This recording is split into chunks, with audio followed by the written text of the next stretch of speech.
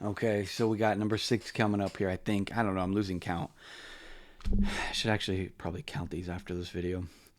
But I'm actually really excited about this book. I love this book so much.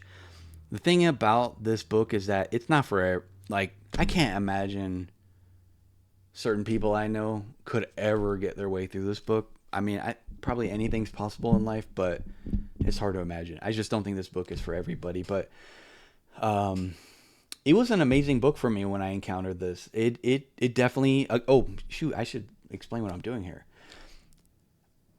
Watch my first video today if you have no idea what I mean by this is my 6th video. The first video of today will explain that. For those of you who are following along, you already know, but those who are not, I'm gonna share a book that has in some way, shape, or form altered my view on the world, my place within it, whether that be for good, bad, or otherwise. Um, it's just when I finished reading the book, I felt like I was a different person. That's what this video is about. So it's one of the books that I'm gonna share.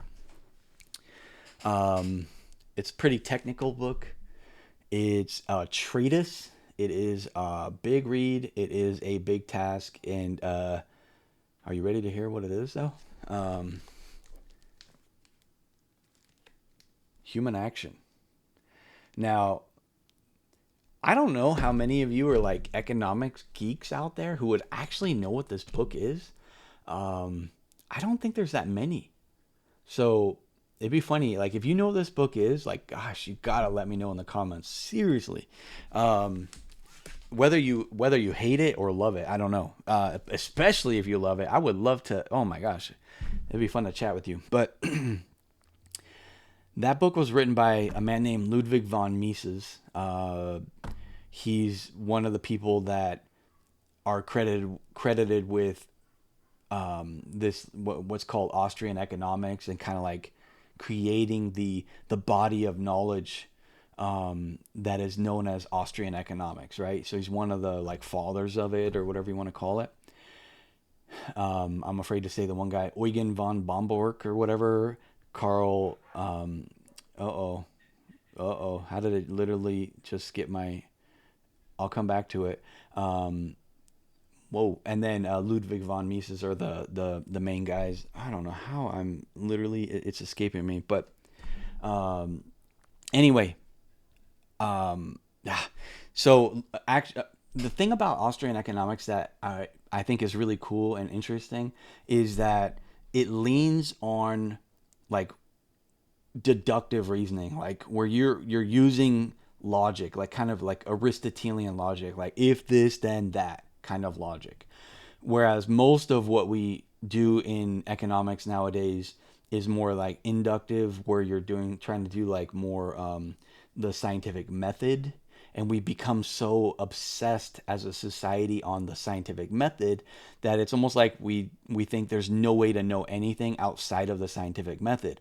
Well, the Austrians would say actually, when you're talking about economics, the opposite is the case. If you do it the scientific method way, you're actually gonna actually screw everything up. And here's the reason why. It's a very simple reason, but at the same time, it can kind of like fly right over someone's head. The reason why is economics properly understood is the study of human action. Hence the name of the book, right? Human action. Economics is not the study of what horses do and rhinoceroses do or what the wind does or volcanoes. Not about that. Not about these natural sciences like that. It's not. It's a soft science and it's about one particular type of thing, and that is human action. Okay? And so, what is human action? It's human beings aiming at an end or a goal. Like they say, this is what I want, and then they have to choose how they're going to achieve that goal, right? And what they want is totally subjective. We want sex, or we want drugs, or we want to go to a movie theater, or we want to go, to read a book, or we want to sleep, or we want to eat, or we want, right? Like, or what do we want to eat, or what movie do we want to watch, or what, okay? There's infinite number of things that a human could want to do and aim at doing. So if it's subjective and not all humans see the thing the same, and practically none of us will see the same things, probably none of us will see the same things as things that we want to aim at our whole life. Like, even in our own life, a lot of what we aim at is going to change over time. We're going to value certain things higher at certain times in our life and lower at other times. It's going to fluctuate. It's going to move. It's a moving object. Whereas when you do the scientific method and you're studying how atoms split, or how can a airplane stay, floating in the sky as these particles hit the underside of a wing, and these are things that are like repeatable. This is the hard sciences, chemistry and things like that, where you're studying things that are repeatable, so you can develop a hypothesis and test a hypothesis, and and you can keep running tests, and you can keep getting repeatable things, and you can develop a body of understanding and knowledge around these things, because things in the hard sciences are repeatable. But when you're talking about human subjectivity, it's totally freaking, it changes all the time.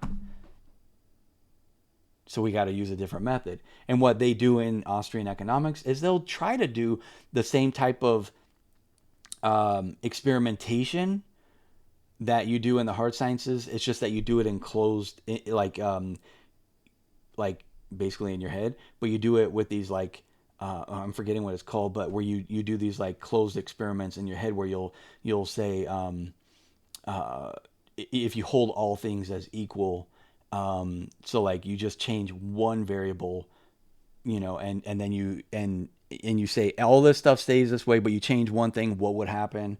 We do like little experiments like that to try to like understand laws and the basics of what human action is, but we can never predict like what people are actually going to aim at. Like, what do they want? We just know that people are going to aim at what they want. And then you can start to like do studies and stuff on that and go, oh, what do people want? Okay, like, but when you're looking for laws, like economic laws, you do that with like thought experiments. That's the word I was looking for. And so it's interesting. It's done deductively, and you start to see the world really different. It kind of showed me like in society we really do lean way too heavy on the hard sciences, to the point where well, it's funny because on one hand, we as a society, we act like there is no such thing as truth in the world. But then on the other hand, we act like scientific method is the author of all truth. Or in other cases, we might act like democracy is, the oracle of all truth, or whatever. It's like we act like there's truth, but then we act like there's no truth. It's kind of a weird mixed bag societally, which is very confusing. But I would say that this, Aristotelian logic, if A equals B, then B equals A. Duh, right? Like, that's true. That's just obviously true. You don't need to run an experiment to find out if that's true or not. It doesn't tell you a whole lot, but it is true.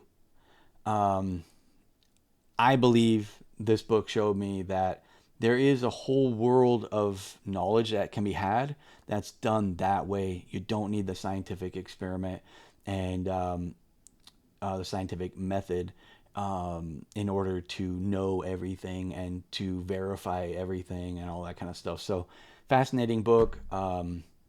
Changed a whole lot of what I see about like economic policies and how an economy functions, and why people, why certain things benefit an economy and other things don't benefit an economy. There's a lot to be said about that just from that deductive reasoning. So highly recommend you check it out if you're just looking for something that kind of challenges you and just, I don't know, maybe expand your understanding of things a little bit.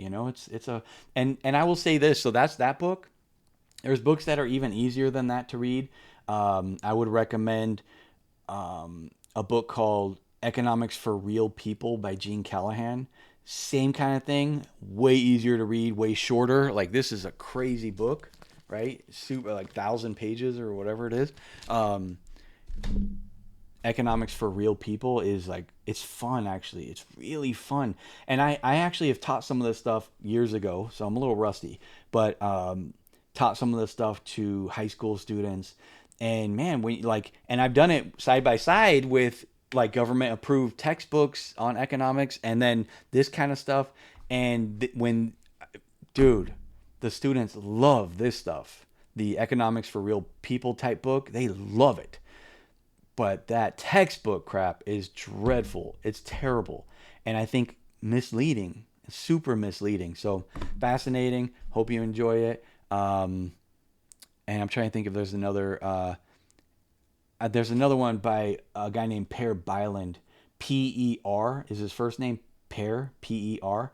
Bylund, B-Y-L-U-N-D. And so that book is I can't how to think about the economy or something like that. Another really cool book from this line of thinking, the Austrian school, kind of gets you really thinking about the world that you live in and all that. Really fun. It's even shorter than the other book, Economics for Real People. So anyway, thank me later. Take care.